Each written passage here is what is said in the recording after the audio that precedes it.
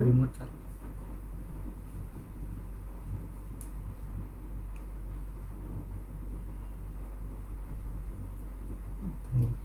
નમસ્કાર, હું ડૉક્ટર દીપા પટેલ. જેમ લતિકાબેને કીધું કે આજે આપણે થોડું કોવિડ કેર એટલે કે કોરોના વાયરસ વિશે થોડું જાણીશું. એની શું આપણે કાળજી લેવાની છે, ખાસ કરીને આપણી પોતાની અને આપણી આસપાસ જે લોકો છે તે, અને આપણા અંડરમાં જે બાળકો છે એ લોકોની આપણે કેવી રીતે કેર કરવાની તે આપણે જોવાનું છે. તે આપણે આજે સમજીશું. બરાબર. મેઇન તો અત્યારના આપણે બધા કોરોના વાયરસનું વાત કરીએ છીએ. બરાબર. તો શું આ એક નવો વાયરસ આવ્યો છે? ખરેખર જે કોરોના વાયરસ છે તે વર્ષોથી હતો જ, પણ એ જનરલી વધારે પ્રાણીઓમાં જોવા મળતો હતો અને મનુષ્યમાં એના જે લક્ષણ હતા તે ઘણા માઇલ્ડ રહેતા હતા. આ અત્યારે જે વાયરસ આવ્યો છે એને જે WHO એ નામ આપ્યું છે કે નોવેલ COVID-19. એટલે નોવેલ એટલે કે એક નવી લાક્ષણિકતા વાળો કોરોના વાયરસ છે અને એના લીધે જે બધી તકલીફ થાય છે એ બધાને એકમાં સમાવીને એનું નામ COVID-19 આપેલું છે. હવે આ જે વાયરસ છે એ લગભગ ડિસેમ્બર 2019 ચાઇનાના વુહાન શહેરમાં જોવા મળ્યો અને ત્યાં ઘણા બધા લોકોને ન્યુમોનિયાની અસર જોવા મળી અને એમાં પછી આ વાયરસ શોધાયો હતો. અને જનરલી પહેલાં જે છે તે એનિમલ એટલે કે પ્રાણીઓમાં અને ખાસ કરીને જે ચામાચીડિયા છે તેમાં જોવા મળતો હતો. ત્યાર પછી એમાંથી મનુષ્યમાં એ આવ્યો અને ધીરે ધીરે એ ફેલાતો ગયો અને લગભગ ફેબ્રુઆરી 2020 WHO એટલે કે વર્લ્ડ હેલ્થ ઓર્ગેનાઇઝેશને એને એક પેન્ડેમિક તરીકે જાહેર કર્યો. પેન્ડેમિક એટલે એવો રોગ કે જે આખા વિશ્વમાં એક કરતાં વધારે વિશ્વના જે ખંડ છે એમાં જ્યારે કોઈ પણ રોગ ફેલાય ત્યારે એને પેન્ડેમિક કહેવામાં આવે છે.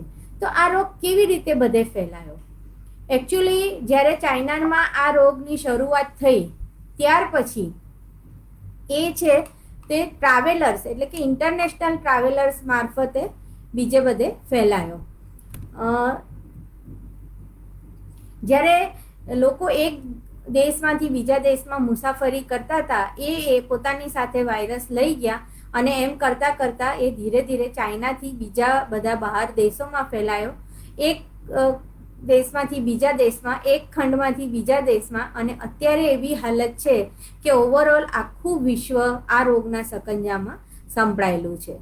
હવે અત્યારે પણ આપણા ભારતમાં પણ આ રોગને શરૂ થયાને લગભગ 2 થી 2.5 મહિના ઉપર 3 મહિના ઉપર થઈ ગયેલું છે અને હજી પણ આ કેટલો લાંબો સમય સુધી ચાલશે તે આપણને ખબર નથી. એટલે આમાં prevention is the best thing છે કે પ્રિવેન્શન ઇઝ કેર છે.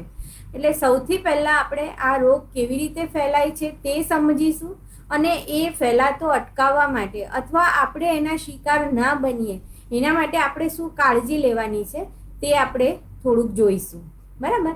મેં કીધું એ પ્રમાણે કે વાયરસથી ફેલાતો રોગ છે. વાયરસ એ એવા વિષાણુઓ છે કે જે પોતાની જાતે રિપ્લિકેટ નથી થઈ શકતા. એને રિપ્લિકેટ થવા માટે કોઈક માધ્યમની જરૂર પડે.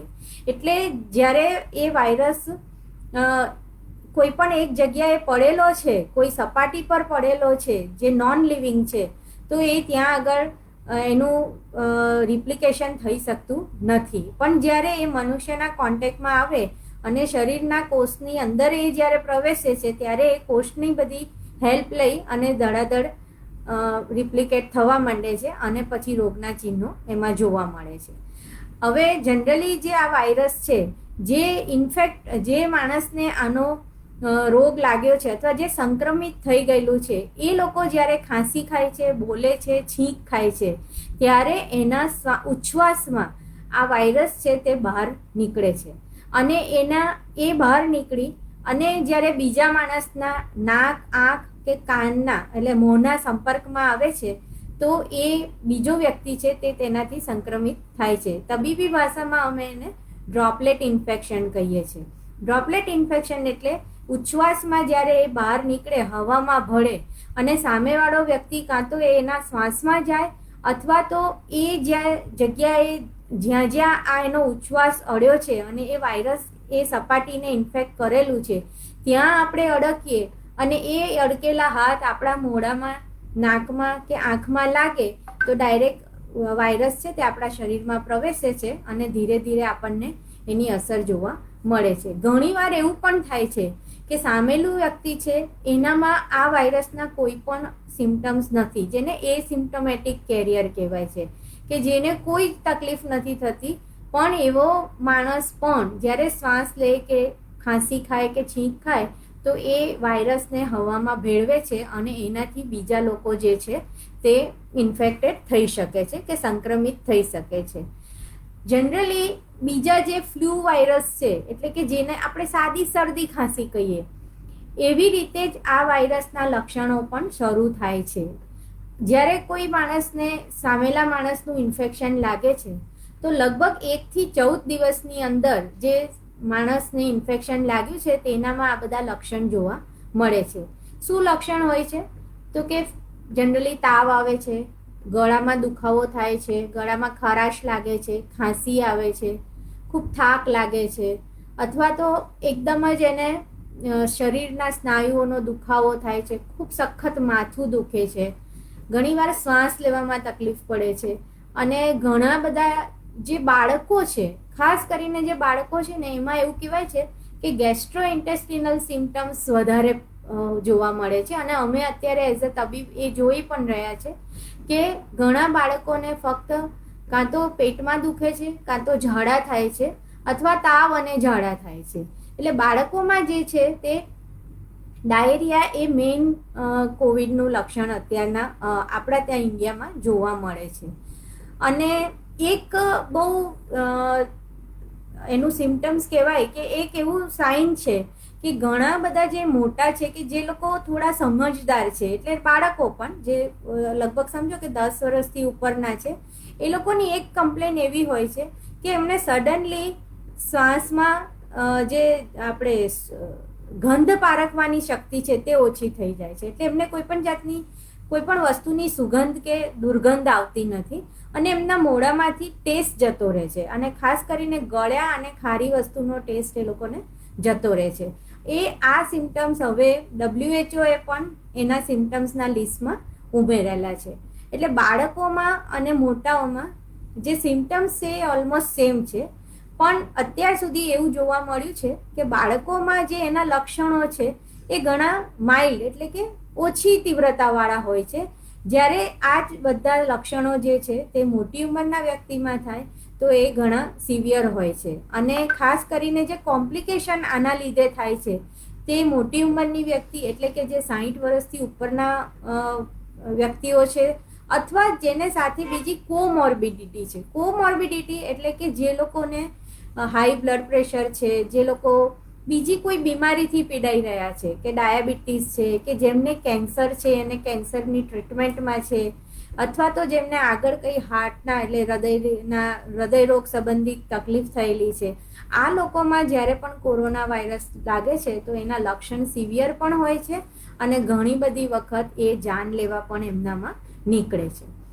હવે આને જો તમને આવી રીતે કંઈ તાવ, શરદી, ખાંસી કે સ્નાયુનો દુખાવો કે માથું દુખવાનું કે ઝાડા ઉલટી આમાંનું કંઈ પણ થાય તો જનરલી જો તમે હેલ્થ કેરમાં જાઓ છો તો એ તમારી પાસે જે ડાયગ્નોસિસ એનું કઈ રીતે કરી શકાય, તો એના માટે જે તમારું નાક અથવા તો આપણું જે ગળું છે એમાંથી એ લોકો એક ઇયરબડ્સ ટાઈપના જે બડ હોય એનાથી તમારું એમાંથી સ્વોબ લે છે અને એ સ્વોબનું RT-PCR કરીને ટેસ્ટ કરે છે, reverse transcription polymerase chain reaction.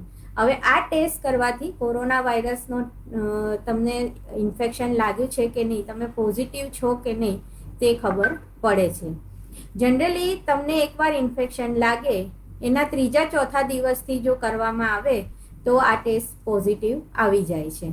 કોઈક વાર લગભગ એવું કહેવાય છે કે 15 થી 20% ઇન્ફેક્શન હોવા છતાં પણ આ એન્ટીજન જે છે તે એમના બ્લડમાં ડિટેક્ટ થતા નથી. એટલે એ પોઝિટિવ હોવા છતાં પણ એમનામાં આ રોગના જે ટેસ્ટ છે તે પોઝિટિવ આવતો નથી. તો એવામાં અને હવે ગવર્મેન્ટે પણ એવું ડિક્લેર કર્યું છે કે જ્યારે કોઈ પણ વ્યક્તિને સિમ્ટમ્સ લાગે કે શરદી ખાંસી અને તાવ લાગે અથવા ઝાડા થાય છે અથવા તો બહુ જ થાક લાગે છે, તો તાવની સાથે ખૂબ થાક લાગે છે, તો એમને એક્સરે ચેસ્ટ એટલે છાતીનો ફોટો અને એક છાતીનું સીટી સ્કેન એ કરાવવામાં આવે તો એમાં જે આ કોરોના વાયરસના લીધે ન્યુમોનિયા થાય છે એ તરત જ પકડમાં આવી જાય છે. અને એ ઘણીવાર બ્લડ ટેસ્ટ નેગેટિવ હોય તો પણ HRCT એ અત્યારના જે કહેવાય કે સૌથી રિલાયેબલ એનો ટેસ્ટ છે કે તરત જ ખબર પડી જાય છે, જેમાં જે ફેરફાર બતાવે છે અને કોરોના વાયરસના લીધે એનો જે ન્યુમોનિયા થાય છે એ ટિપિકલ પિક્ચર બતાવે છે અને જે નિષ્ણાત તબીબો છે એ તરત જ એને પકડી લે છે અને એકોર્ડિંગલી એની ટ્રીટમેન્ટ ચાલુ કરે છે. અત્યાર સુધીમાં કોરોના વાયરસની કોઈ સ્પેસિફિક ટ્રીટમેન્ટ જે કહેવાય કે જેમ કે આપણે મેલેરિયા થાય તો આપણે ક્લોરોક્વિનની દવા લઈએ છીએ, બરાબર? તો એવું આ થયું અથવા કોઈ આપણને ટાઇફોઇડ થાય તો આપણે એની સ્પેસિફિક એન્ટીબાયોટિક્સ હોય છે તે લઈએ છીએ. એ રીતે આ રોગ માટે એવી હજી કોઈ સ્પેસિફિક દવા છે નહીં. આપણે જે અત્યાર સુધી ટ્રીટમેન્ટ કરીએ છીએ એ ઘણી બધી એન્ટીવાયરલ દવા, અમુક જાતની સપોર્ટિવ ટ્રીટમેન્ટ એટલે કે વિટામિન સી, ઝીંક, આ બધા જે એના છે એનાથી આપણે એને રોગને કાબૂમાં લેવાની કોશિશ કરીએ છીએ. એટલે જ્યાં સુધી એની વેક્સિન જો શોધાય તો એવું કહેવાય કે શ્યોર શોટ છે કે જેનાથી આપણે આ રોગથી રક્ષણ મેળવી શકીએ અથવા આપણે બચી શકીએ. જ્યાં સુધી વેક્સિન શોધાશે નહીં ત્યાં સુધી આપણા બધા માટે સૌથી અગત્યની વસ્તુ છે કે પ્રિવેન્શન કરવું. આ રોગથી બચવા માટે જે પણ ઉપાય કરવા પડે તે આપણે કરીએ. અને આનાથી બચવા માટેનું જે સૌથી મોટું આપણી પાસે હથિયાર છે અત્યારે તે છે ફેસ માસ્ક, બરાબર? એટલે દરેકે જ્યારે પણ તમે ઘરની બહાર નીકળો છો એટલે ફેસ માસ્ક પહેરવાનો જ છે. આજકાલ આપણા ગવર્મેન્ટે પણ ફેસ માસ્ક પહેરવાનો ફરજિયાત કર્યો છે અને તમે જો ના પહેરો તો તમને એના માટે દંડ પણ કરે છે. એટલે પ્રિવેન્શનના જે 4 હથિયાર છે એમાં એક છે કે ફેસ માસ્ક પહેરવો, બીજું છે કે વારંવાર સાબુ અને પાણીથી એટલીસ્ટ 20 સેકન્ડ સુધી આપણા હાથને ધોવા. ખાસ કરીને આપણે જ્યારે કશે બહાર જઈને આવ્યા છે અથવા આપણે કોઈ એવી સપાટી પર અડ્યા છે અથવા આપણે કોઈ એવી વ્યક્તિ છે કે જેને આવી રીતે શરદી ખાંસી કે તાવ છે અને આપણે એની કંઈ કાળજી લીધી છે, આપણે એને અડક્યા છીએ, તો આપણે તરત જ સાબુ અને પાણીથી હાથ ધોવાના છે. હવે જો તરતમાં આપણી પાસે સાબુ ને પાણી દરેક જગ્યાએ અવેલેબલ નથી બી હોતા તો એ વખતે આપણે 60% આલ્કોહોલ બેઝ હેન્ડ સેનિટાઈઝર વાપરવાનું છે. આપણા આખા હાથ ઉપર એ હેન્ડ સેનિટાઈઝરથી લગાવી અને આપણે એને હાથને જે છે તે ડિસઇન્ફેક્ટ કરવાના છે. અને ત્રીજું જે છે તે સોશિયલ ડિસ્ટન્સિંગ છે. સોશિયલ ડિસ્ટન્સિંગ એટલે આપણે ક્યારેય પણ કશે પણ બહાર જઈએ તો એ આપણે બધા જ લોકોથી એટલીસ્ટ 1 મીટર એટલે કે મિનિમમ 2 થી 2.5 ફૂટના અંતરે જ રહેવાનું છે. એની પાછળનું કારણ એ છે કે એવું કરવાથી જો સામેલા વ્યક્તિ ખાંસી ખાય કે ઉધરસ ખાય કે છીંક ખાય છે તો એનાથી આપણને સંક્રમણ થવાના ચાન્સ જે છે તે ઓછા થઈ જાય છે. ચોથી વસ્તુ જે છે તે સ્ટે હોમ એટલે બને એટલું ઘરે જ રહો, ઘરની બહાર નીકળો જ નહીં. અને લોકડાઉન કરવા પાછળનો જે એક આપણો હેતુ હતો તે આ જ હતો કે રોગ જે છે તે અચાનકથી આખા આપણા ઇન્ડિયામાં ફેલાઈ નહીં જાય અને આપણને તેની તૈયારી કરવા માટે થોડો ટાઈમ મળે. હવે થોડું આપણે ડિટેલમાં બધું જોઈએ કે ફેસ માસ્ક કોને પહેરવાનો, કેવી રીતે પહેરવાનો, નાના બાળકો માટે શું કરવાનું. ફેસ માસ્ક આપણો એવો હોવો જોઈએ કે ટ્રિપલ લેયર હોવો જોઈએ. તો એના 3 લેયર હોવા જોઈએ. એ આપણું મોં અને નાક એ બધાને બરાબર ફિટ કવર કરવું જોઈએ. એટલે આપણું જે ઉચ્છ્વાસ છે તે અહીંયાથી કે ત્યાંથી બહાર જાય નહીં. અને ફેસ માસ્ક છે એ બંને રીતે કામ આવે છે. જો તમે પોતે ઇન્ફેક્ટેડ થયા છો તો તમે આ વાયરસને બીજે ફેલાતા અટકાવશો અને જો સામેલું વ્યક્તિ ઇન્ફેક્ટેડ છે અને એ તમને ઇન્ફેક્શન લગાડતું અટકાવશે. એવું કહેવામાં આવે છે કે જો કોઈ માણસ કોરોના પોઝિટિવ છે પણ એ ફેસ માસ્ક પહેરીને વાત કરે છે અથવા ખાંસી ખાય છે, તો તમે એના કોન્ટેક્ટમાં આવો અને તમે પણ જો ફેસ માસ્ક પહેર્યો છે તો દેર આર ઓનલી 5% ચાન્સ, ખાલી 5% જ એવો ચાન્સ છે કે તમને એ ઇન્ફેક્શન લાગશે. 95% ચાન્સ છે કે તમે એ ઇન્ફેક્શનથી બચી શકશો. બીજું, આપણે થોડી કફ અને છીંક જ્યારે ખાઈએ એની જે એટિકેટ એટલે કે એની જે શિષ્ટતા છે એ શીખવાની ખાસ જરૂર છે કે જ્યારે પણ ખાંસી કે શરદી આવે ત્યારે તમારે તમારું મોઢું છે તે ફેસ માસ્કથી જો બાંધેલું હોય તો બહુ જ સરસ છે.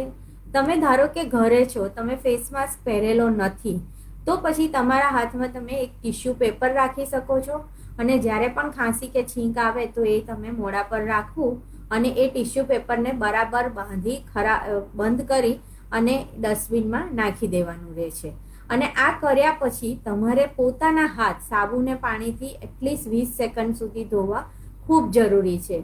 હવે તમે કશે બહાર છો, તમારી પાસે સાબુ પાણી અવેલેબલ નથી, તો તમારે એને આલ્કોહોલ મિશ્રિત જે હેન્ડ સેનિટાઈઝર છે તે લગાડવાનું રહેશે. એ સિવાય આપણે એક્સપોઝર, આપણું પોતાનું એનાથી એક્સપોઝર ના થાય અથવા આપણે એક્સપોઝરથી કેવી રીતે બચી શકીએ એના પણ થોડાક મુદ્દા છે તે ધ્યાનમાં લઈશું. કે ક્યારે પણ આપણે કશે બહાર જઈશું તો એટલીસ્ટ આપણે 1 થી 2 મીટર અથવા 3 થી 6 ફૂટના અંતરે જ આપણે બાકીના લોકોથી રહીશું અને કોઈ માણસના સીધા સંપર્કમાં ના આવીએ તે આપણે ખાસ ધ્યાન રાખીશું. એ વખતે આપણે વારંવાર આપણું મોઢું, આંખ અને નાકને, ઘણા બધાને એવી ટેવ હોય છે કે આમાં આપણે ટચ કર્યા કરીએ, તો એ આપણે ટચ કરવાનું નથી. બહાર જઈએ ત્યારે ફેસ માસ્ક હંમેશા માટે અને 100% પહેરીને જ જવાનું છે. જ્યારે પણ આપણે કોઈ માણસને મળીએ છીએ, સામેલા વ્યક્તિને, તો જનરલી આપણે એમની સાથે પહેલાં જ્યારે મળતા ત્યારે હાથ આપણે મિલાવતા કે આપણે ઘણાને ભેટીએ, આપણા બહુ નજીકના ફ્રેન્ડ હોય કે એવું કોઈ હોય તો એના બદલે આપણે કોઈને કિસ નથી કરવાની, હગ નથી કરવાનું, એટલે એમને ભેટવાનું નથી, એમની સાથે હાથ પણ નથી મિલાવવાના. જ્યાં જરૂર લાગે ત્યાં આપણે દૂરથી એમને વેવ કરવાનું અથવા આપણે આમ નીચા નમીને એમનું અભિવાદન કરવાનું અથવા આપણું જે ભારતીય પદ્ધતિ છે કે નમસ્કાર કરીને આપણે જે સામેલા માણસ છે એનું અભિવાદન કરવાનું, એને એ રીતે જ આપણે મળવાનું છે. કોઈ પણ એવી એક્ટિવિટી કે જ્યાં બહુ બધા લોકો ભેગા થયા છે એ એક્ટિવિટી આપણે કરવાની નથી. એટલે આપણે જમણવારમાં જ્યાં બહુ લોકો ભેગા થાય, મોટા લગ્ન પ્રસંગ, કોઈ મોટા મેળાવડા, સભા, સંમેલનો, એમાં આપણે બને ત્યાં સુધી જવું નહીં અને જવું જ પડે એવું હોય તો ત્યાં સોશિયલ ડિસ્ટન્સિંગનું પાલન થાય તે ખાસ જોવું. જે લોકો એવા છે કે જેમને ઘરે રહીને પોતાનું કામ કરી શકે એમ છે તો એ લોકોએ બહાર પણ જવું નહીં ને વર્ક ફ્રોમ હોમ જ કરવાનું. અને જ્યાં તમારે આમ મસ્ટ જરૂર જ નથી એવું જે તમે પ્રવાસ કરવાનું ટાળવું, જ્યાં સુધી બને ત્યાં સુધી અનનેસેસરી પ્રવાસ કરવાનું ટાળવું. હવે જે લોકો બીમાર છે એનાથી તો તમારે ખાસ દૂર જ રહેવું. એ લોકો અચાનક આવીને તમારી સામે ખાંસી ખાય કે છીંક ખાય એ આપણે પ્રિવેન્ટ કરવાનું છે.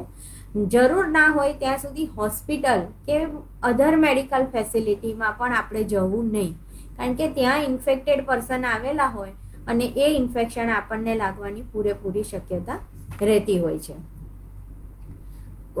જે તમારું ઘર અથવા તો તમારે કોઈ ઇન્સ્ટિટ્યુશનમાં છો કે જ્યાં તમારે બાળકોની કેર લેવાની છે, તો એવી જગ્યાએ કોઈ પણ જાતના આઉટસાઇડ વિઝિટર્સને એલાઉ કરવાના નથી. ઘરમાં પણ જેટલા ઓછા લોકો બહારના આવે એ આપણે જોવાનું છે. એટલે કોઈ પણ જેમ કે બહારથી આપણા ત્યાં કામ કરવા માટે માણસ આવે છે કે પછી કોઈ ટ્યુશનવાળા આવે છે, ટીચર્સ આવે છે, એ કોઈને પણ આપણે ઘરમાં એમને આવવા દેવાના નથી. સાથે સાથે બાળકોને જ્યાં કંઈ બહાર નથી મોકલવાના. એટલે બાળકોને બહાર એકદમ જે રમવા માટે મોકલવા કે કોઈ પિકનિકમાં લઈ જવા કે કોઈ એવી જાહેર જગ્યા પર એમને લઈ જવાના નથી.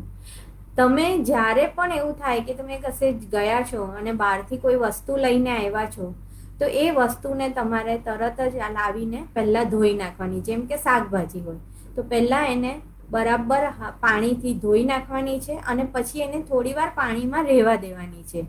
તમે કોઈ બિસ્કિટનું પેકેટ લાવ્યા છો કે કોઈ બીજું પાર્સલ છે કે તમારું અનાજના પેકેટ છે, તો એને પહેલાં પ્લાસ્ટિકની કોથળીમાં જ લઈ આવવાના, બરાબર ફિટ બંધ કરવાની એ કોથળી, અને એને બને તો જે વસ્તુ પાણીમાં ડૂબાડી રાખી શકાય એમ હોય તો પાણીમાં ડૂબાડવાની. હવે અમુક અનાજ ને એવું બધું હોય તો એ કોથળી ઉપર તમારે પહેલાં ડિસઇન્ફેક્ટન્ટ સ્પ્રે લગાવવાનું, અને એને થોડી વાર, એટલે કે જો જે વસ્તુ ઇમરજન્સીમાં જરૂર ના હોય તો એને 24 કલાક સુધી એઝ ઇટ ઇઝ રાખવાની. પણ સપોઝ દૂધની થેલી કે બટર કે એવું કઈ વસ્તુ છે તો એને દૂધની થેલીને સીધી પાણીમાં પલાળી દેવાની, અડધો કલાક પછી તમે એ કાઢી અને પછી એને તમે યુઝ કરી શકો છો. અને જે બાળકોની સંભાળ જે લોકો લે છે અને જેમને પોતાને હાઇપરટેન્શન છે કે ડાયાબિટીસ છે કે કંઈ હાર્ટના રિલેટેડ તકલીફ છે કે જે લોકોને કેન્સર થયું છે, અથવા જે લોકો એવી દવા ઉપર છે કે જેનાથી તેમની રોગપ્રતિકારક શક્તિ ઓછી થઈ છે, જેમને ઇમ્યુનો કોમ્પ્રોમાઇઝ પર્સન કહેવાય, તો એ લોકોએ બહુ એક્સ્ટ્રા કેર લેવાની અને બને ત્યાં સુધી એમને બીજા પર્સનથી એ લોકો એક્સપોઝ ના થાય તે ખાસ જોવાનું છે. સાથે સાથે જ્યારે પણ તમને પોતાને એવા કોઈ સાઇન સિમ્ટમ્સ લાગે કે ભાઈ મને થોડો તાવ લાગે છે કે મને બહુ જ શરીર દુખે છે, તાવ બહુ ઘણીવાર એવું થાય છે કે બહુ ઝીણો હોય છે પણ બહુ જ શરીર દુખે કે થોડી શરદી ખાંસી હોય અથવા ગળામાં દુખવાનું ચાલુ થઈ જાય, તો અત્યારના સંજોગોમાં આ કોઈ પણ જાતના સિમ્ટમ્સ છે તે આપણે એને ઇગ્નોર નથી કરવાના. એના માટે જે પણ તકેદારી આપણે લેવાની છે એ તરત જ લેવાની છે.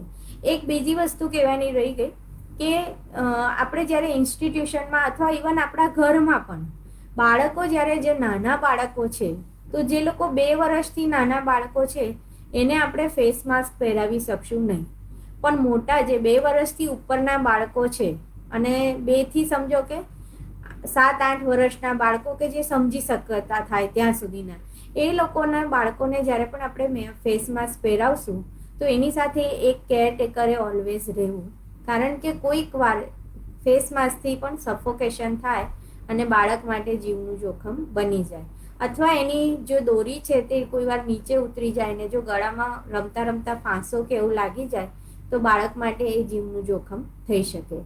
પણ 8 થી 10 વર્ષના જે બાળકો છે અથવા જે ટીનેજર્સ છે એ લોકોને તો આપણે એમની સાથે વાતચીત કરી અને આ બધી જ કાળજી એ એમની જાતે પણ લઈ શકે એવું એમને શીખવાડવાનું છે, એમની સાથે વાતચીત કરવાની છે. એક આપણે ઘરમાં એવો એક નિયમ કે એક આપણે એવું રૂટીન સેટ કરવાનું છે, ઘર અથવા તો ઇન્સ્ટિટ્યૂટ હોય તો ઇન્સ્ટિટ્યૂટમાં, કે કોઈ પણ જો બહારથી આવશે તો પહેલાં એ બહાર જ ઊભો રહેશે. તમે ખરેખર બહાર જાઓ ને ત્યારે જ તમારે એક પાણી ભરીને બાલટી, ડિસઇન્ફેક્ટન્ટ, હેન્ડ સેનિટાઈઝર, ટિશ્યુ પેપર અને માસ્ક, આટલી વસ્તુ તમારે સાથે જ લઈ જવાની. આ પાણીની ડોલ, હેન્ડ સેનિટાઈઝર અને જે ટિશ્યુ પેપર છે એ તમારે ઘરની બહાર જ મૂકીને જવાનું. એટલે તમે ક્યાંય પણ બહાર જઈને આવો, તમે સપોઝ બીજે કોઈ જગ્યાએ ત્યાં આગળ તમારે અડવાનું થયું છે તો તાત્કાલિક તમે ઘરમાં અંદર ઘૂસતા પહેલાં જ તમારે હેન્ડ સેનિટાઈઝર યુઝ કરવાનું અથવા સાબુ પાણીથી બરાબર હાથ ધોવાના, ટિશ્યુથી એને લૂછવાના, તમારા ચંપલ ને એ બધું છે તે બહાર જ કાઢવાનું અને પછી જ ઘરમાં આવવાનું. તમને એવું થાય કે તમે કશે એવી જગ્યાએ જઈને આવ્યા છો કે જ્યાં બહુ બધા લોકોને તમારે કોન્ટેક્ટમાં આવવાનું થયું, જેમ કે અમારે જેવા લોકો છે કે જે ડૉક્ટર્સ છે જેમને ત્યાં પેશન્ટ્સ આવે એટલે અમે હોસ્પિટલથી આવીએ, એવી રીતે તમે પણ કંઈ તમારું બહાર ફિલ્ડ વર્ક કરીને આવો છો તો આવીને તાત્કાલિક આટલું કર્યા પછી સીધું બાથરૂમમાં જઈ અને નાહી જ લેવાનું, અને તમારા જે એ વખતે પહેરેલા કપડાં છે એને ગરમ પાણીમાં બોળીને ધોઈ નાખવાના. એના માટે પહેલેથી જ કપડાં પણ એવા જ પસંદ કરવાના અને 3-4 જોડી કપડાં જ રાખવાના કે જે તમે રિપીટેડલી ગરમ પાણીમાં ધોઈ શકો અને પાછા એના એ જ કપડાં પહેરવાના. એટલે તમારા બધા કપડાં પણ બગડે નહીં અને આ તમે વસ્તુની છે તે કાળજી એ લેવી જ પડે કે જેનાથી તમે પોતે રોગના ભોગ ના બની શકો.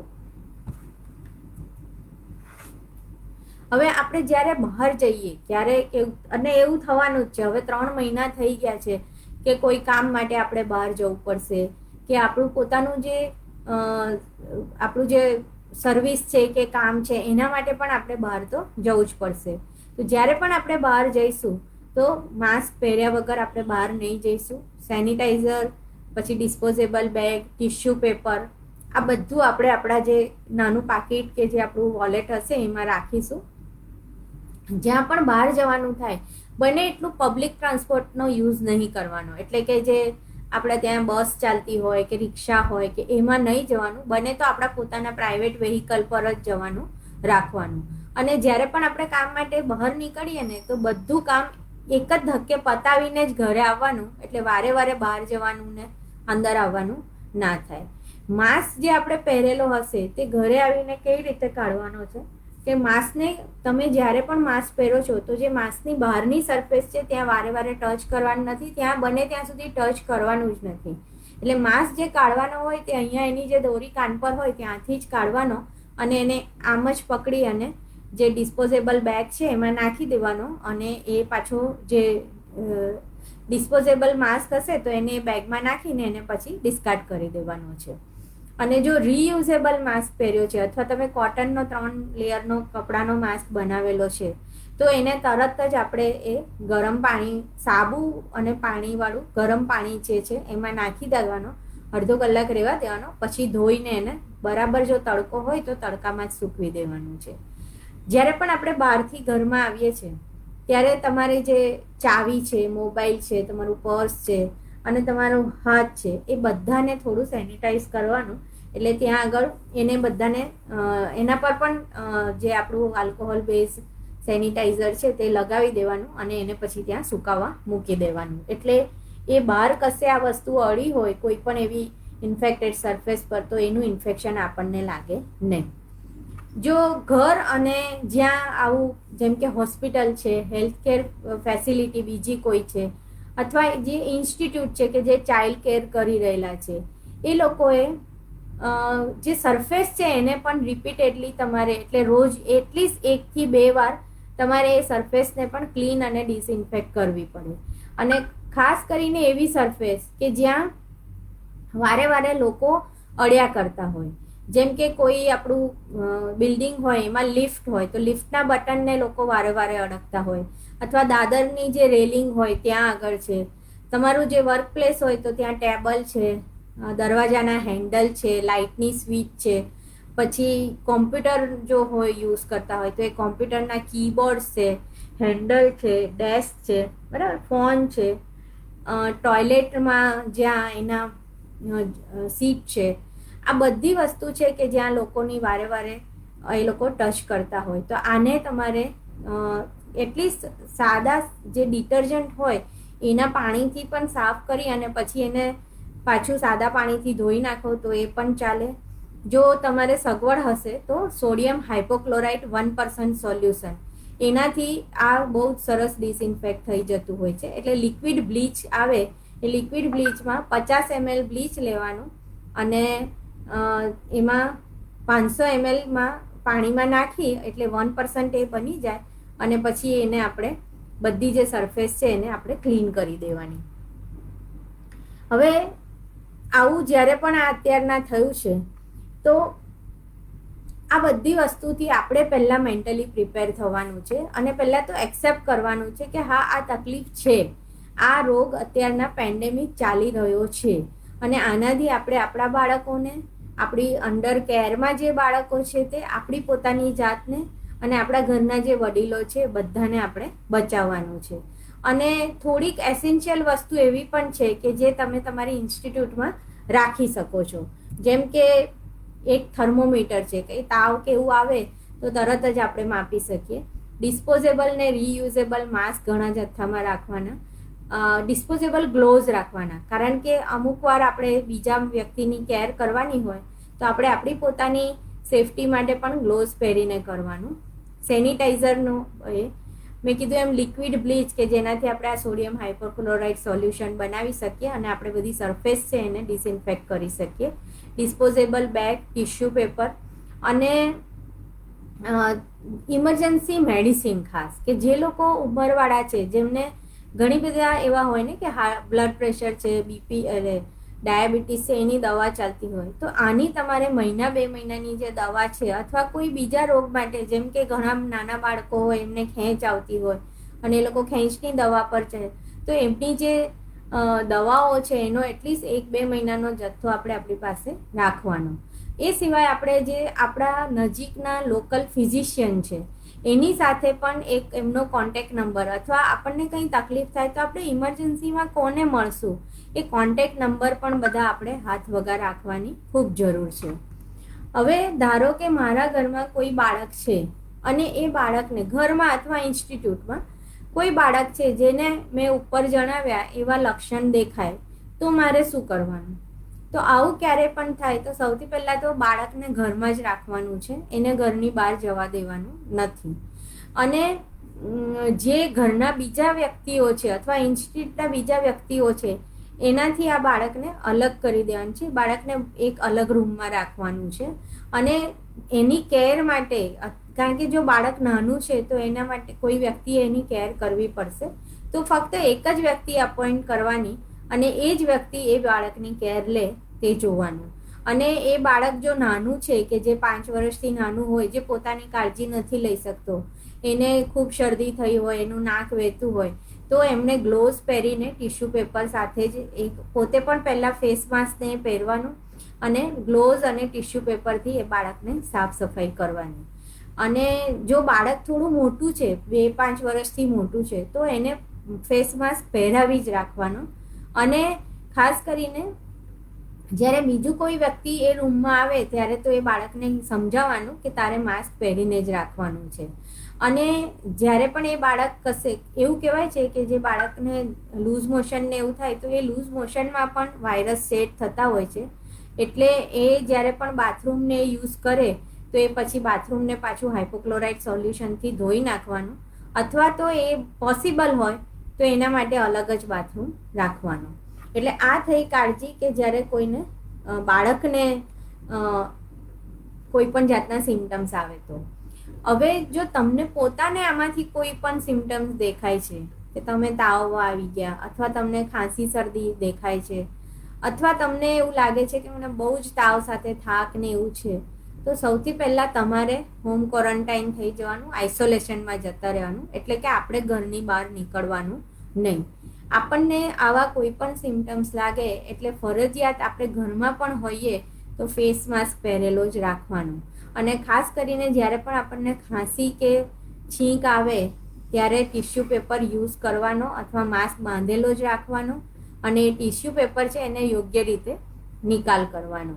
અને જ્યારે આપણે આવા કોઈ પણ લક્ષણ દેખાવા માંડે કે તરત જ આપણે આપણા જે નજીકના ડૉક્ટર છે એની સાથે એકવાર કોન્ટેક્ટ કરી લેવાનો કે મને કંઈ થાય તો શું તકલીફ. ખાસ કરીને જ્યારે તમને થોડું, એટલે કે તમે તમારા ઘરનો 1 માળ જેટલો દાદર પણ ચડો અને હાફ ચડી જાય, તમને શ્વાસ લેવામાં તકલીફ પડે, તમારું શરીર તમને ભૂરું ભૂરું દેખાતું હોય એવું લાગે કે ખૂબ ચક્કર આવે, અથવા તમે સતત 3 દિવસ થયા તમને તાવ ઉતરતો જ નથી, તો આવી કંઈ પણ કન્ડિશન થાય તો ઇમિડિયેટલી તમારે જે ડૉક્ટર છે એનો સંપર્ક કરી અને તમારે ત્યાં હોસ્પિટલમાં બને તો દાખલ થઈ જવાનું. એટલે તમારે તમારી પોતાની પણ કાળજી રાખવાની. આપણે બીજા લોકોની કાળજી તો રાખતા જ હોઈએ છીએ, પણ જ્યારે આપણા પર આવે ત્યારે ઘણીવાર આપણે આપણા સિમ્ટમ્સ ઇગ્નોર કરતા હોઈએ છીએ. તો આમાં કોઈ પણ સિમ્ટમ્સ આવે તો ઇગ્નોર નહીં કરવાનું, અને જે પૂરેપૂરી કાળજી જે લેવાની હોય એ આપણે લેવાની જ એમ. આ સિવાય કંઈ પણ એક બીજું એવું છે કે અત્યારના, ઇવન હું ટીનેજ પ્રેક્ટિસ પણ કરું છું, અને આ છેલ્લા 2 મહિનાના લોકડાઉન દરમિયાન, એટલે છેલ્લા જ્યારથી લોકડાઉન ખોલ્યું એટલે છેલ્લા મહિનામાં મારી પાસે 8 થી 10 એવા પેશન્ટ આવ્યા છે, બચ્ચાઓ, કે જેને સખત માથા દુખાવાની તકલીફ હતી. એક છોકરી જે છે તેને 3 વાર બીજા ડૉક્ટરે, બાળકોના ડૉક્ટરે એડમિટ કરવું પડે એટલા સિમ્ટમ્સ લઈને ગઈ કે પેટમાં દુખે છે મને બહુ જ, કે મને બહુ જ રડવું આવે છે, આવા સિમ્ટમ્સ સાથે ગઈ. અને એને જ્યારે અમે ડિટેલમાં હિસ્ટ્રીને લીધી તો એવા બાળકો એન્ઝાયટી અને ડિપ્રેશનથી પીડાતા હતા. એટલે અત્યારના આ સિચ્યુએશનમાં આ જે નવી કન્ડિશન છે, આપણને પોતાને પણ ઘણી તકલીફ પડે છે, તો આપણે પણ માનસિક રીતે થોડા હવે ડિસ્ટર્બ થઈ ગયેલા છીએ. તો બાળકોમાં આ વસ્તુ વધારે તકલીફ થાય છે. એટલે બાળકનું જે માનસિક સ્વાસ્થ્ય છે એનું પણ આપણે કાળજી રાખવાની છે. એટલે ખાસ કરીને બાળકો જે છે એમાં જે સ્ટ્રેસના કેવા સિમ્ટમ્સ આવે, અથવા જે ટીનેજ બાળકો છે એનામાં સ્ટ્રેસ હોય તો શું સિમ્ટમ્સ આવે તે આપણે રાખવાનું છે. જો બાળક સાવ નાનું હશે અને એને આવી ચિંતા કે અવસાદની તકલીફ હશે તો એ ઘણીવાર રડ કરે છે, બહુ ઇરિટેબલ રહે છે, એનું ખાવા પીવાની આદતો બદલાઈ જતી હોય છે, એની સૂવાની આદત બદલાઈ જતી હોય છે. મોટા જે બાળકો છે, જે તરુણાવસ્થાના બાળકો છે, એ ઘણીવાર બહુ જ ગુસ્સો કરવા માંડે, એક્ટિંગ આઉટ એટલે કે આપણે કેમ કે તુમાખી ભર્યું વર્તન કરતા હોય છે. આ બધા જ જે લક્ષણો હોય છે એ એન્ઝાયટી ને ડિપ્રેશનના હોય છે. એટલે આવું કંઈ પણ લક્ષણ બાળકમાં દેખાય તો આપણે એની તરત જ આપણે એનું ઓળખવાનું છે. અને ઘણા બધા સિમ્પલ સ્ટેપ્સ એવા છે કે જે લઈને આપણે બાળકને આનાથી એન્ઝાયટી કે ડિપ્રેશનમાં ના જાય તે એ બચાવવાનું છે. એટલે જે મોટા બાળકો છે, જે તરુણાવસ્થાવાળા બાળકો છે, એને તો આપણે વાતચીત કરવાની છે એની સાથે. એને આ રોગ શું છે, એની કાળજી કઈ રીતે લેવાની એ એની સાથે વાત કરવાની છે. ઇવન જે નાના બાળકો છે, જે તરુણાવસ્થામાં નથી પણ નાના બાળકો છે, જે લોકો બોલી શકે છે, એની સાથે આપણે સતત વાતચીતનો દોર ચાલુ રાખવાનો છે. એ લોકોને કેવું ફીલ થાય છે, તમને સ્કૂલ જવાનું બંધ થઈ ગયું તો તમને કેવું લાગે છે, તમને બહાર ફરવા જવા નથી મળતું, બહાર મેદાનમાં રમવા જવા નથી મળતું તો કેવું ફીલ થાય છે. સતત એની સાથે આપણે વાતચીત કરતા રહેવાનું છે. એની સાથે સાથે એ લોકોને થોડીક રિલેક્સેશન ટેકનિક પણ શીખવાડવાની છે. જો આપણી પાસે એવું આપણે કરી શકાવતા હોય તો થોડું મેડિટેશન છે, ડીપ બ્રિધિંગ એક્સરસાઇઝ છે, સ્ટ્રેચિંગ છે, અથવા ઘરમાં ને ઘરમાં નાની નાની એક્સરસાઇઝ, દાદર ચડ ઉતર કરવા છે કે દોરડા કૂદવા છે, એવી એક્સરસાઇઝ એમને રૂટીનમાં પણ રોજ જ કરાવવાની છે. બીજું એક, એ લોકોનું અત્યારના બધા છોકરાઓની સ્કૂલો બંધ થઈ ગઈ છે. એટલે થયું છે એવું કે બધા છોકરાઓ જનરલી અહીંયા આગળ બહુ લાંબો ટાઈમ સુધી જાગતા હોય છે, પછી સવારે બહુ મોડા ઉઠે. એટલે એવું નહીં કરતા, એમનો સૂવાનો ટાઈમ ફિક્સ રાખવાનો, ઉઠવાનો ટાઈમ ફિક્સ રાખવાનો, એક રૂટીન જે છે તે મેન્ટેન રાખવાનું છે. સાથે સાથે એ લોકો બેલેન્સ ડાયટ રહે, ખૂબ પાણી પીએ અને એડિક્વેટ એમની ઊંઘ જે છે, સ્લીપ છે, તે એડિક્વેટલી એમની પૂરી થાય એ આપણે ખાસ ધ્યાન રાખવાનું છે. અને જે બાળકો નાના છે એમની વેક્સિન, ખાસ કરીને કે જે વેક્સિન પ્રિવેન્ટેબલ ડિસીઝ છે તેની તે પાછા થાય નહીં, જેમ કે કમળો છે, ટાઇફોઇડ છે, ધનુર છે, પોલિયો છે, આ બધા વેક્સિન પ્રિવેન્ટેબલ ડિસીઝ છે. આની વેક્સિન આપણે આ કોરોનાની ધમાલમાં ભૂલી ના જઈએ એ ખાસ ધ્યાન રાખવાનું છે. એટલે વેક્સિન બધી મુકાવી લેવાની છે. અત્યારના સુપ્રીમ કોર્ટે પણ નોંધ કરી છે કે આ કોરોના કાળમાં બાળકો અને સ્ત્રીઓ, એમના પર જે ઘરે ડોમેસ્ટિક વાયોલન્સ થાય છે એ બહુ જ વધી ગયેલું છે. એટલે આ વાયોલન્સ એટલે કે બાળકો પ્રત્યે જે હિંસા છે તે ના થાય તે કરવી પણ ખૂબ જરૂરી થઈ ગયેલી છે. એટલે એના માટે પણ જે પગલાં લેવાના છે તે આપણે લેવા પડશે. એટલે કોઈ પણ જે ઇન્સ્ટિટ્યૂટ છે એમાં ચાઇલ્ડ પ્રોટેક્શન પોલિસીને એડહેર રહેવાનું છે. જ્યાં જરૂર છે ત્યાં દરેક જગ્યાએ બાળક સાથે રેગ્યુલર વાતચીત કરવાની છે. અને બાળક અને જે કેર પ્રોવાઈડર છે એ લોકોની વચ્ચે પણ વાતચીત થતી રહે એ ખાસ જોવાનું છે. જ્યાં પણ તમે ઇન્સ્ટિટ્યૂટ છે તો જ્યાં તમે વર્ચ્યુઅલ મોનિટરિંગ કરી શકો છો, એટલે એમ કે સીસીટીવી કેમેરાને લગાવી અને હાયર ઓથોરિટી એનું મોનિટરિંગ કરે તો પણ બાળકની સામે હિંસા નથી થતી તે આપણે જાણી શકીએ છીએ. બીજું, બાળકોને આપણે થોડુંક જે આપણી ચાઇલ્ડ હેલ્પલાઇન નંબર છે એ એમને મોઢે કરાવી દેવાના છે અને એમને સમજાવવાનું છે કે તમે આવું કંઈ પણ આને વાયોલન્સના ભોગ બનો તો તમે આ નંબર પર તરત જ ઇન્ફોર્મ કરી શકો છો. અને બાય મિસ્ટેક કે બાય એની ચાન્સ જો બાળક એબ્યુઝનો ભોગ બન્યું છે તો તરત જ એને મેડિકલ, લીગલ અને સાયકોસોશિયલ સપોર્ટ અને હેલ્પ મળે તે આપણે જોવાનું છે. સાથે સાથે આપણે આપણી જે મેન્ટલ કન્ડિશન છે એ પણ સ્વસ્થ રાખવાની છે. એટલે આપણે પણ વચ્ચે વચ્ચે થોડો બ્રેક લેવાનો છે. આખો વખત આપણે કોરોનાના જ ન્યૂઝ સાંભળ્યા નથી કરવાના. કે જેનાથી આપણા મગજમાં ફક્ત કોરોના જ ફરતું રહે એવું ના થાય. અને જે અફવાઓને ફેલાય છે એનાથી પણ આપણે આપણી જાતને બચાવવાનું છે. આપણે પણ આ બધું જ કરવાનું છે કે આપણે ઊંઘ પૂરતી લેવાની, બેલેન્સ ડાયટ લેવાનું છે, આપણે રેગ્યુલર ફિઝિકલ એક્ટિવિટી કરવાની છે. આ બધી આપણી કાળજી પણ આપણે લેવાની જ છે. આ બધું એટલા માટે જરૂરી છે કે જો આપણે સ્વસ્થ હોઈશું તો જ આપણે બાળકોનું પણ ધ્યાન રાખી શકીશું. અને બીજું આપણે થોડુંક ચાઇલ્ડ ફ્રેન્ડલી એન્વાયરમેન્ટ કેવી રીતે ક્રિએટ કરી શકાય એના વિશે જોઈશું. ચાઇલ્ડ ફ્રેન્ડલી એન્વાયરમેન્ટ જે છે આપણે કોને કહીશું કે આ ચાઇલ્ડ ફ્રેન્ડલી એન્વાયરમેન્ટ છે? તો કે સપોર્ટિવ એજ્યુકેશનલ અને કોમ્યુનિટી એન્વાયરમેન્ટ કે જે ઇન્ક્લુઝિવ હોય, હેલ્ધી હોય, ફ્રેન્ડલી હોય, પ્રોટેક્ટિવ હોય, જેન્ડર સેન્સિટિવ હોય અને રાઇટ બેઝ હોય, એને આપણે ચાઇલ્ડ ફ્રેન્ડલી એન્વાયરમેન્ટ કહીશું. હવે આ આપણે કઈ રીતે ક્રિએટ કરી શકાય? તો એના માટે થોડાક નાના નાના સ્ટેપ્સ છે જે આપણે લઈએ તો આપણે ચાઇલ્ડ ફ્રેન્ડલી એન્વાયરમેન્ટ જે છે તે ક્રિએટ કરી શકીએ. જે બાળકો છે એ પોતાના જે બધું એમનું એ એડલ્ટ એટલે કે મોટા વયસ્કો ઉપર ડિપેન્ડન્ટ છે. એમનું જે પણ ગ્રોથ છે, એમનું જે એજ્યુકેશન છે, એમનું જે લાલન પાલન છે એ શરૂઆતમાં એ લોકો મોટા પર ડિપેન્ડન્ટ હોય છે. એટલે એઝ એ એડલ્ટ આપણી ફરજ બને છે કે આપણે બાળકને જે છે તે ચાઇલ્ડ ફ્રેન્ડલી એન્વાયરમેન્ટ પૂરું પાડીએ કે જેનાથી બાળકનો સર્વાંગી વિકાસ થાય, જેનાથી બાળકનો ફિઝિકલ ગ્રોથ થાય, મેન્ટલ ગ્રોથ થાય, સોશિયલ ગ્રોથ થાય, ઇમોશનલ ગ્રોથ થાય અને બાળક સર્વાંગી રીતે જો વિકાસ પામે એ આપણું હેતુ હોવો જોઈએ. પછી એ બાળક આપણા ઘરમાં હોય કે કોઈ ઇન્સ્ટિટ્યૂટમાં હોય. અને જ્યારે પણ આપણે ચાઇલ્ડ ફ્રેન્ડલી એન્વાયરમેન્ટ જ્યારે ની વાત કરીએ એટલે એમાં જે આપણે છે તે બાળકને એઝ એ એક ઇન્ડિવિજ્યુઅલ પૂરેપૂરું રિસ્પેક્ટ આપવું પડે.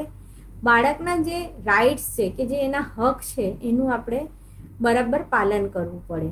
જે બાળકો છે એ લોકોને ફ્રીડમ ઓફ એક્સપ્રેશન કે જે પોતાના મત છે એ બહુ જ વિના સંકોચે આપણી સાથે શેર કરી શકે તે જોવાનું છે.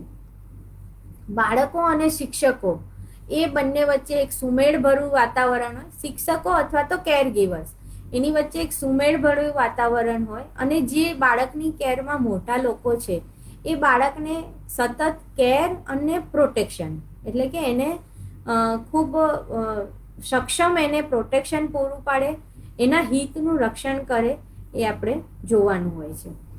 જ્યારે પણ આપણે ચાઇલ્ડ ફ્રેન્ડલી એન્વાયરમેન્ટ ડેવલપ કરવું હોય તો આપણે બાળક સાથે કોઈ પણ જાતનો ભેદભાવ રાખવાનું આવશે નહીં.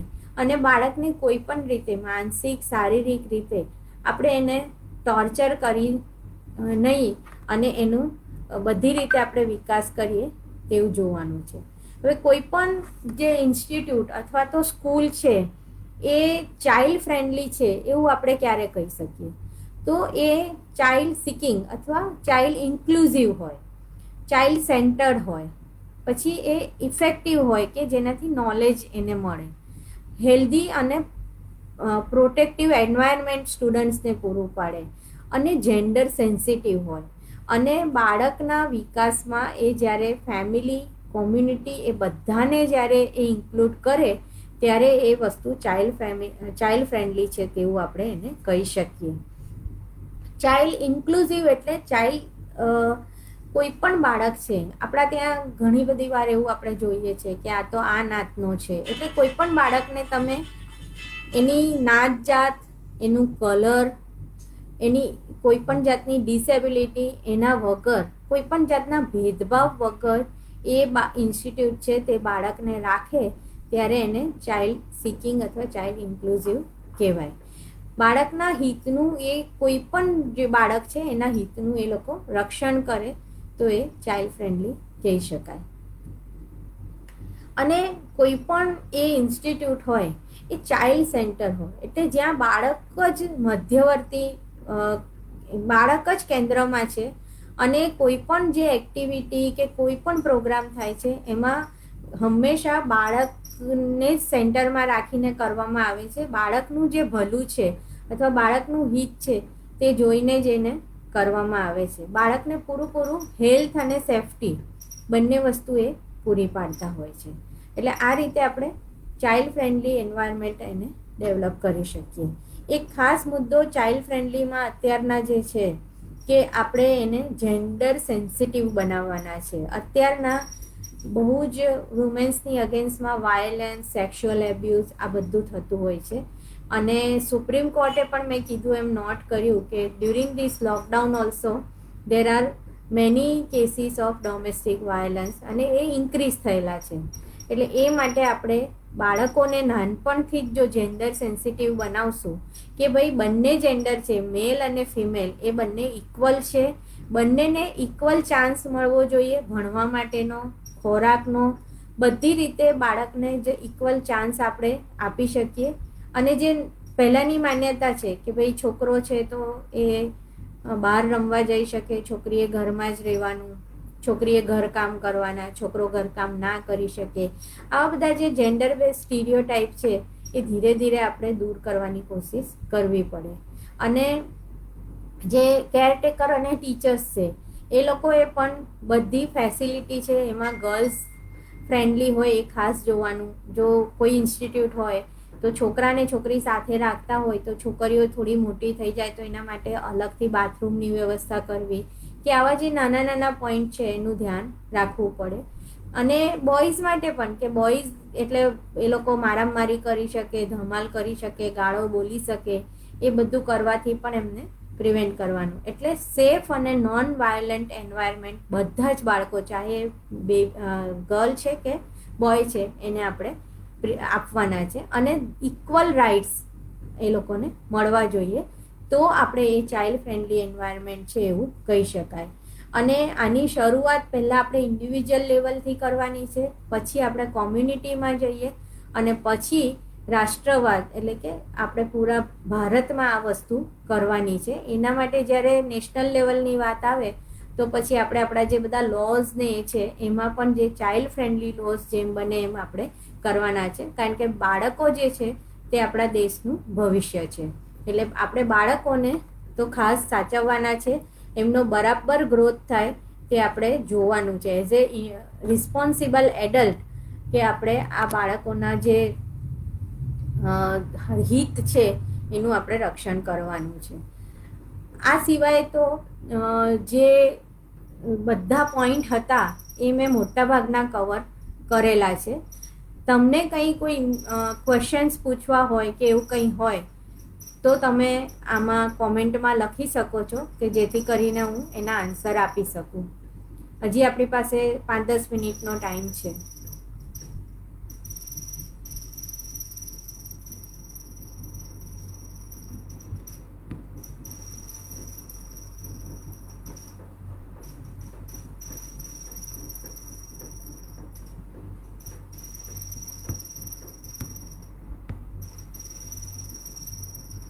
કોવિડ રિલેટેડ પણ કોઈ પણ ક્વેશ્ચન હશે તો આપ મને પૂછી શકો છો. કંઈ કન્ફ્યુઝન હશે, કોઈ ક્વેશ્ચન હશે તો આપ પૂછી શકો છો.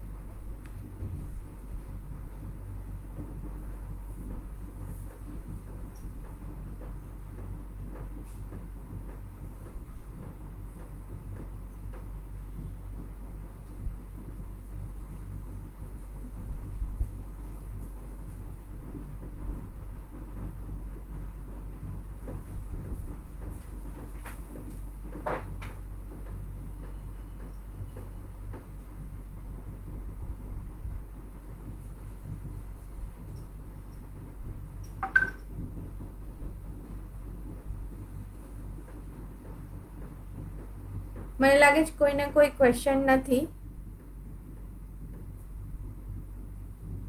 અચ્છા, એક ક્વેશ્ચન છે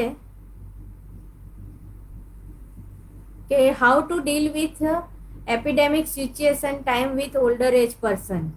હા, બહુ ફાઇન ક્વેશ્ચન છે કે જે ઉંમરવાળા છે, બાળકો અને ઉંમરવાળા વ્યક્તિ બંને લગભગ સરખા જ છે, અને આપણે એઝ એ ઇન્ડિવિજ્યુઅલ આપણે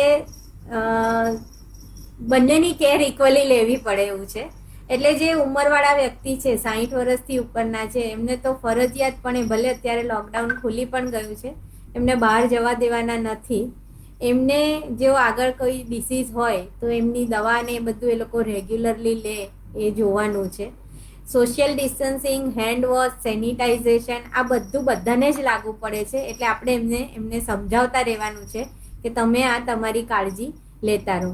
સાથે સાથે એ લોકોનું માનસિક સ્વાસ્થ્ય માટે આપણે ખાસ ધ્યાન રાખવાનું છે કે એ લોકોની સાથે આપણે રોજ થોડી વાતચીત કરીએ. એમની સાથે કોઈ ઇવન બાળકો સાથે પણ આપણે કંઈ રિક્રિએશન એક્ટિવિટી કરવાની છે, એટલે નાની નાની બોર્ડ ગેમ ને એ બધું છે એ ઘરે આપણે રમીએ.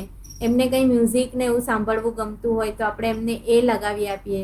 ટીવીમાં એ થોડા કોઈ સારા પ્રોગ્રામ જુએ કે જેથી કરીને એમનો સમય પણ પસાર થાય અને એમને એવું લાગે કે એ લોકો કેર કરી રહ્યા છે.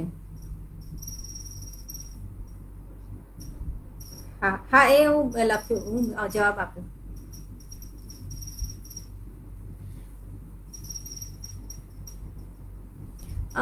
બીજો એક क्वेश्चन છે कि जेंडर सेंसिटाइजेशन कैसे करेंगे.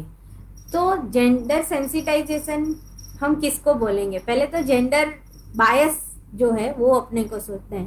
देखो ऐसा है, बहुत सारी ऐसी एक्टिविटी है कि हम लोग जो है वो फीमेल ही कर सकते हैं. जैसे प्रेग्नेंट होना वो फीमेल ही हो सकती है, बच्चे को जन्म देना फीमेल ही कर सकती है, ब्रेस्ट फीडिंग जो कराना है वो फीमेल ही कर सकती है. तो ये हो गया एक अपना बायोलॉजिकल कार्य हो गया कि जो सिर्फ फीमेल कर सकता है. पर बहुत सारी ऐसी चीजें हैं कि वो दोनों कर सकते हैं. पर सदियों से हमारे यहाँ हम ये ऐसा ही देखते आए हैं, तो एक ऐसे पार्ट हो गया है कि भाई रसोई बनानी है, खाना पकाना है तो वो फीमेल ही बनाती है, मेल जो है वो नहीं करते हैं. घर काम जो है वो फीमेल ही करती है, मेल नहीं करते हैं. फीमेल को ज़्यादा बाहर नहीं जाना है, उनको कम्युनिटी के कोई काम में पार्टिसिपेट नहीं करना है. ये सब जो है वो हमारा जेंडर बायस है. और जेंडर सेंसिटाइजेशन मीन्स कि हमको ये चीज़ को यहाँ से बंद करना है. जो ओवरऑल, ये तो मैंने आपको बहुत छोटे छोटे उदाहरण दिए हैं, पर ओवरऑल जब आप देखते हो तो ऐसा माना जाता है कि कोई भी नेशन की जो जीडीपी रहती है उसका जो फीमेल जो काम करती है वो 50% काम वो जो है वो फीमेल करती है. पर उसके अगेंस्ट में जो मेल को वेतन मिलता है उसके सामने फीमेल को खाली 25% ही वेतन मिलता है.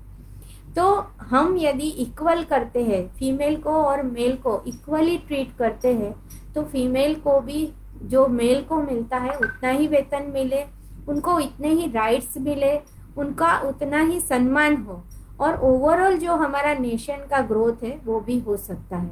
तो जेंडर सेंसिटाइजेशन यानी बच्चों को भी सबसे पहले से, जैसे एकदम सिंपल उदाहरण देती हूँ कि जैसे कभी कोई के यहाँ बेटा आता है या बेटी आती है तो हम लोग क्या करते हैं, बेटी आती है तो उसके लिए पिंक सब बनता है, फ्रॉक वगैरह, उसकी कोई चीज़ लाते हैं तो पिंक लाते हैं, उसको गिफ्ट करने के लिए डॉल्स लेके जाते हैं.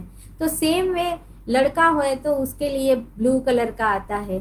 तो यहाँ शुरू से हमारा जो है वो थोड़ा सा जेंडर बायस शुरू हो जाता है. ये बहुत अननोइंगली हम करते हैं, हम ऐसा जान के नहीं करते हैं, पर क्योंकि ये पहले से चला आता है तो हम ये सब चीज़ें कर रहे हैं. तो हमें अब ये बाबत से हमारी जात को भी सेंसिटाइज करना है. जनरली हम हमारी बेटियों को भी ऐसे प्रिपेयर करते हैं कि तू घर काम सीख, तुझे आगे जाके ससुराल जाना है. तो हम हमारे बेटे को क्यों ये नहीं सिखाते हैं कि तू भी घर काम कर, तू भी घर काम में हेल्प कर ऐसा नहीं, पर तू भी घर काम में हेल्प कर सकता है, तू भी रोटी बनाना सीख सकता है. तो ये सब चीज़ है जिसको हम जेंडर सेंसिटाइजेशन बोलते हैं. मैंने आपको थोड़ा सा एग्जाम्पल देके इस तरह से बचाया है.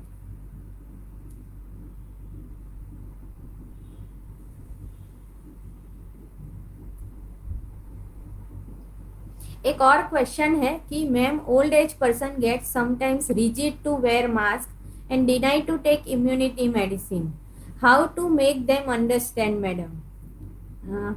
कोई भी जो डिसीज होता है ना, तो शुरुआत में डिनाइल आता है। ओल्ड एज पर्सन भी ये मानने को कई बार तैयारी नहीं होते हैं और उनको लगता है कि ये कोई ज़रूरी नहीं है, मास्क पहनने से क्या होगा, हमें मास्क पहनना फाता नहीं है। तो एटलीस्ट उनको आप जो है वो कफ और जो खांसी खाते हैं और छींक खाते हैं, तो उसका जो एटिकेट है वो सिखाइए कि टिश्यू उनके पास में रखिए। जब भी खांसी आती है या छींक आती है तो तुरंत वो अपना मुंह ढक ले, नाक ढक ले और वो जो टिश्यू है उसको अच्छे से ये करे। एकदम से टिश्यू हाथ में नहीं है तो जो बताते हैं कि ऐसे बाँह जो है वो अपनी एल्बो के जो ये है अपनी स्लाइड, यहाँ पे हमको छींक खानी है या खांसी खानी है और तुरंत फिर साबुन और पानी से अपना हाथ धोना है। तो धीरे धीरे करके जितना आप उनसे कम्युनिकेशन करके समझाओगे तो देयर आर चांसेस कि वो लोग समझेंगे और आपकी बात मानेंगे। अदरवाइज ऐसा होगा कि हम ऐसे बोलेंगे कि आपको ये करना ही है, तो हो सकता है कि रिबेल आएगा, क्योंकि ये भी छोटे बच्चों की तरह ही है, जिद्दी बन जाते हैं एज के हिसाब से। कई बार उनको बहुत सारे फिजिकल प्रॉब्लम्स भी चल रहे होते हैं, तो उसकी वजह से भी जो स्वभाव है उसमें थोड़ी रिजिडनेस आ जाती है। तो एग्जैक्टली उनको क्या प्रॉब्लम है वो थोड़ा समझे, उनसे थोड़ी बातचीत करते रहिए, थोड़ा सहानुभूति के साथ, एम्पैथी के साथ यदि हम बातचीत करते हैं, समझाते हैं, तो आई थिंक कि हमारा काम थोड़ा इजी हो जाता है।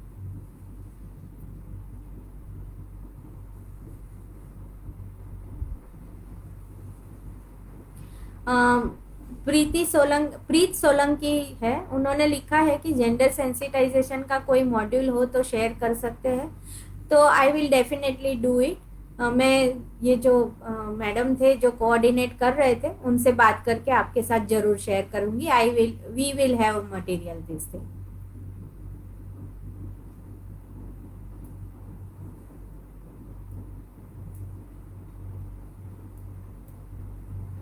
आई think I have answered all question and I hope के मेरे और डॉक्टर लतिका के जो सेशन थे उससे आप लोगों को थोड़ी इन्फॉर्मेशन मिली होगी और ये आपके लिए कुछ ना कुछ तरीके से कुछ हेल्पफुल रहा होगा।